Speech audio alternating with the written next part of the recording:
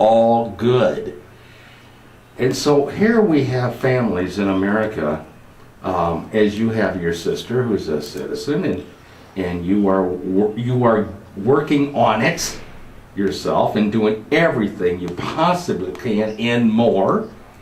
I don't understand well, that's another subject, but I just want to explain to the listeners that it's not as easy as it sounds when you hear Mitt Romney say, let's have people go back and get in line and apply and return. When part of the family, they're already here as citizens. Why would you want to break up a family? Have one will go back today, and the other three will stay. And I met a family where three are citizens already. Three of the children, Lucas. 3 of the children. So the parents would have to go back, but the 3 children don't. It doesn't make any sense.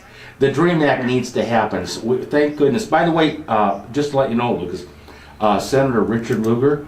Yeah, I thought you'd say will be on the Pasa show. He's running for re-election here in Indiana, and he will be here on our broadcast before we have you already had yours in Florida, the primary, but we're going to have a primary in Maine. So Senator Richard Lugar will be here, and guess what subject we're going to be talking about? And rightfully so. He is a tremendous advocate of the DREAM Act, and he just keeps on going, and he's not giving up, and nor are you.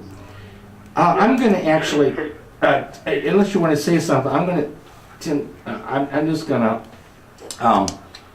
move on to something else here.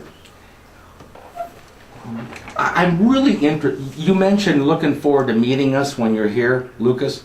Can we talk about that at the end? We want to give the listeners contact information, perhaps for the Campaign for American Dream website or whatever, Right. But for now, okay, we put in El Mexicano News your route through Indiana, and it shows, Indianapolis and so on and so on.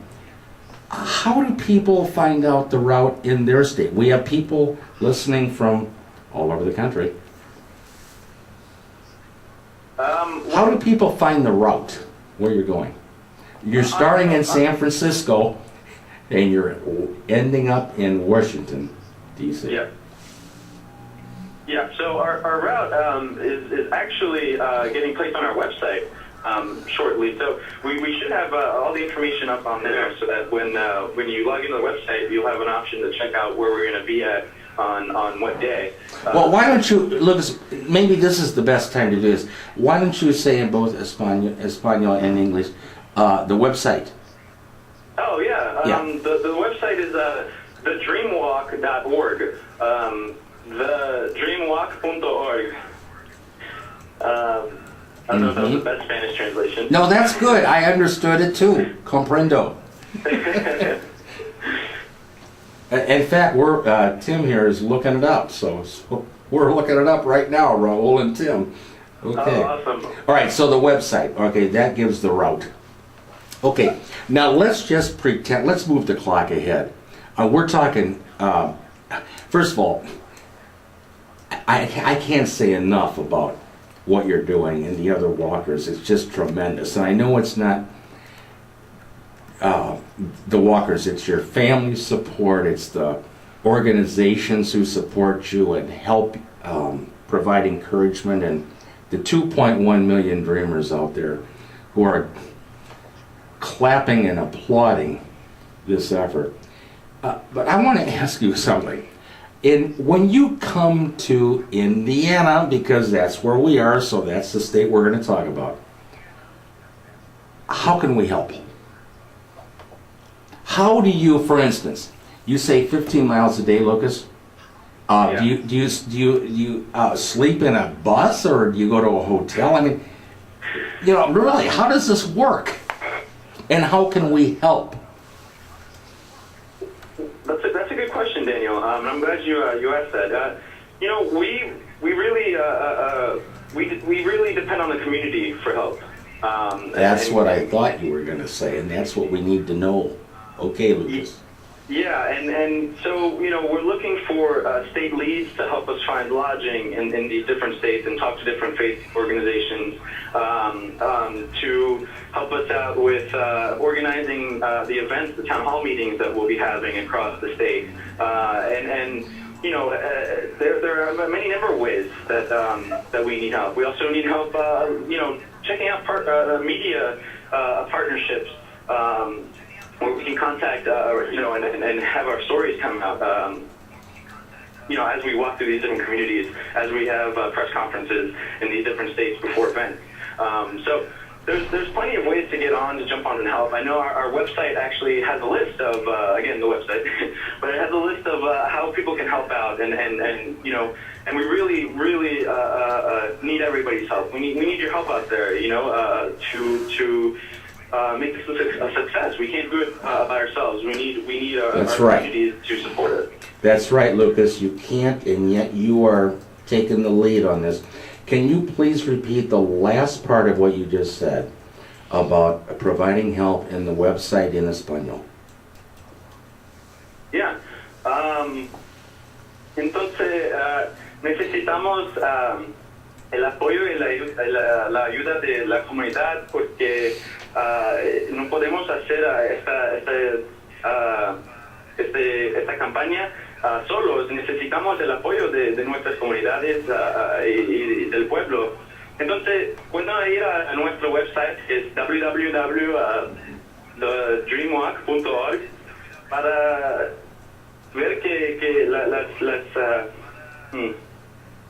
las maneras que pueden... You're doing fine, Lucas. Keep on going. My Spanish, I'm sorry. No, you're doing fine. Pero necesitamos ayuda en comunicar con iglesias, organizaciones de fe, para que podamos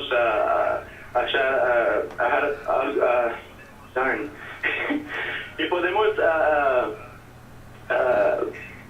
dormir, locales para dormir y locales para comer y estas cosas todas.